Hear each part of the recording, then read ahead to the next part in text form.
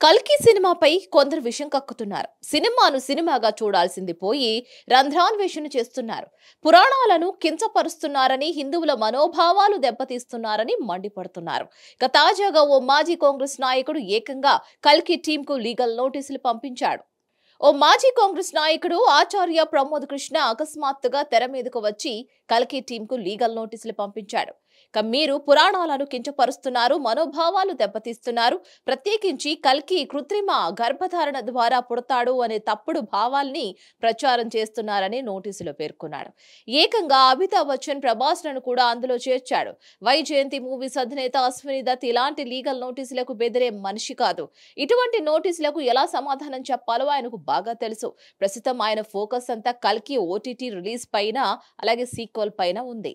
ఇక ఆచార్య ప్రమోద్ కృష్ణ గురించి చెప్పుకోవాల్సి వస్తే ఆయన కల్కి ఫౌండేషన్ నిర్మాతగా పేరు గడించాడు. 300 ఎకరాల భూమి కలిగిన కల్కి ధామ్ అనబడే పీఠానికి అధిపతిగా కూడా ఉన్నాడు.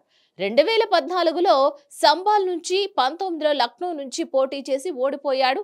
మొన్నటి ఎన్నికల్లో లక్నో నుంచి రాజనాథ్ సింగ్ మీద పోటీ చేస్తాడు అనే ప్రచారాలు జరిగాయి కూడా.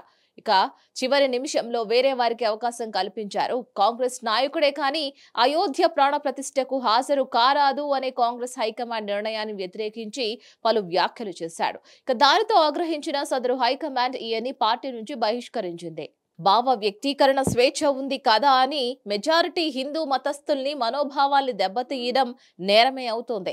పవిత్ర పురాణాల గాథల్ని మార్చి జనంలోకి తీసుకువెళ్లడం నేరమే. అందుకే ఈ లీగల్ నోటీసు అని సుప్రీంకోర్టు లాయర్ ఉజ్వల్ ఆనంద్ శర్మ ద్వారా ఆచార్య ప్రమోద్ కృష్ణ తన నోటీసులో పేర్కొన్నాడు. దీనిపై మరిన్ని అప్డేట్స్ కోసం stay tune to hit TV.